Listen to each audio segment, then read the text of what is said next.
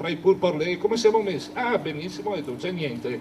Vabbè, cosa serve? Servono 100 milioni per sistemare le scuole, e lì ci siamo messi un po' tutti a ridere perché, insomma, conoscendo quell'anno lì ho tagliato l'erba sulle strade una volta solo, e quindi era una disperazione. Si sentiva più un commissario liquidatore che un presidente della provincia di Treviso, Stefano Marconna, alla sua prima elezione al Sant'Artemio.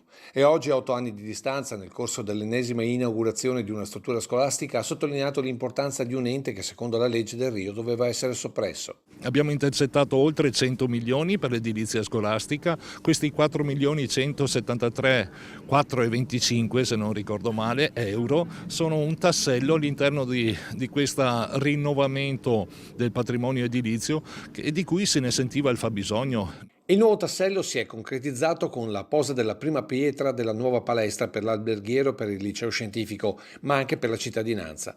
196 posti a sedere, 6 spogliatoi per un edificio completamente ecosostenibile.